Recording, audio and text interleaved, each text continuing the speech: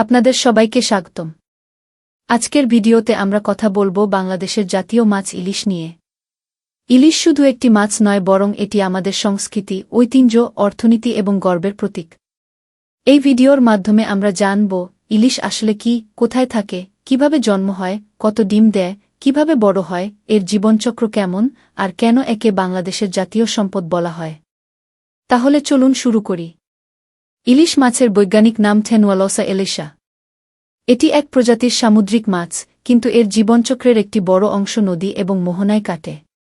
এ কারণে একে বলা হয় অ্যানাড্রোমাস ফিশ, অর্থাৎ সমুদ্রে থাকে কিন্তু ডিম পাড়তে নদীতে আসে। ইলিশের বিশেষত্ব হল এর স্বাদ, ঘ্রাণ আর নরম মাংস, যা দক্ষিণ এশিয়ার মানুষের কাছে অমূল্য সম্পদ।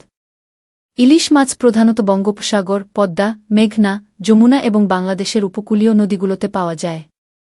শুধু বাংলাদেশেই নয়, ভারত, মিয়ানমার, এমনকি ইরাকের ইউফ্রেটিস নদীতেও ইলিশ পাওয়া যায়।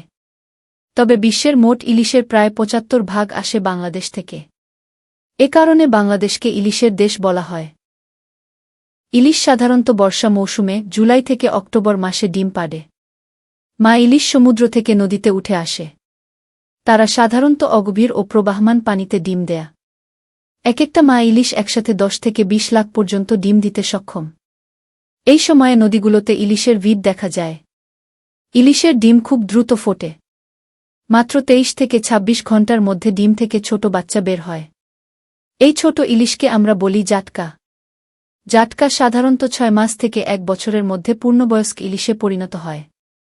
কিন্তু দুঃখজনকভাবে অনেক সময় মানুষ অল্প বয়সী জাটকা ধরে ফেলে, যা ভবিষ্যতের ইলিশ উৎপাদন কমিয়ে দেয়া।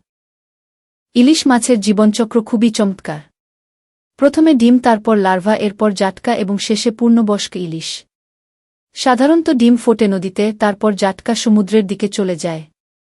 সেখানেই বড় হয় এবং পূর্ণবয়স্ক হলে আবার ডিম পাড়ার জন্য নদীতে ফিরে আসে। এই চক্র বারবার চলতে থাকে। ইলিশ সাধারণত ২ থেকে ৩ বছর বাঁচে। তবে আদর্শ পরিবেশে তারা ৫ থেকে ৬ বছর পর্যন্ত বাঁচতে পারে। এরপর তারা প্রাকৃতিকভাবে মারা যায়। তাই ইলিশের প্রজনন চক্র ঠিকভাবে চলতে দেওয়া অত্যন্ত জরুরি।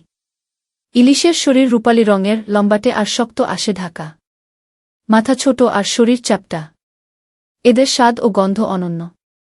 এতে প্রচুর ওমেগা-৩ ফ্যাটি অ্যাসিড রয়েছে, যা শরীরের জন্য খুব উপকারী। ইলিশ ভাজা, ইলিশ ভাপা, দোপেঁয়াজা, সব রকম রান্নাতেই অনন্য স্বাদ নিয়ে আসে। বাংলাদেশের অর্থনীতিতে ইলিশের অবদান বিশাল। প্রতিবছর কয়েক লাখ টন ইলিশ ধরা হয়, যা বৈদেশিক মুদ্রা অর্জনে সহায়ক। সাংস্কৃতিক দিক থেকেও ইলিশ গুরুত্বপূর্ণ। বিশেষ করে পহেলা বৈশাখে ইলিশ আর পান্তা ভাত এখন একটি সাংস্কৃতিক প্রতীক। বাংলাদেশ সরকার প্রতিবছর নির্দিষ্ট সময়ে ইলিশ ধরা নিষিদ্ধ করে। বিশেষ করে অক্টোবর মাসে মা ইলিশ রক্ষার জন্য ইলিশ ধরা নিষিদ্ধকাল পালন করা হয়। এছাড়া ২৩ সেন্টিমিটারের কম দৈর্ঘ্যের জাটকা ধরা আইনত অপরাধ। এই উদ্যোগ ভবিষ্যতে ইলিশের প্রজনন নিশ্চিত করে। ইলিশ হল বাংলাদেশের জাতীয় মাছ। বিশ্বের সবচেয়ে সুস্বাদু ইলিশ ধরা হয় পদ্মা নদীতে। বাংলাদেশে প্রতি বছর প্রায় ৫ লাখ টন ইলিশ ধরা হয়। ২০০৪ সালে ইলিশকে ভৌগোলিক নির্দেশ পণ্য হিসেবে স্বীকৃতি দেওয়া হয়েছে। ইলিশ নিয়ে আমাদের লোকসঙ্গীত, গল্প এবং প্রবাদও আছে।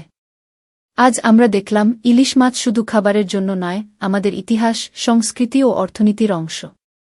তাই আমাদের উচিত জাটকা না ধরা, মা ইলিশ রক্ষা করা এবং ইলিশ সংরক্ষণে সচেতন হওয়া।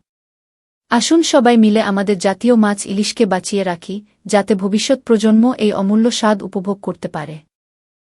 বন্ধুরা, আজ আমরা জানলাম ইলিশ মাছের সব কিছু, কোথায় থাকে, কত ডিম দেয়, কত বাচ্চা জন্মায়। ভিডিওটি ভালো লাগলে লাইক, শেয়ার করুন, কমেন্টে মতামত জানান এবং চ্যানেলটি সাবস্ক্রাইব করতে ভুলবেন না। ধন্যবাদ।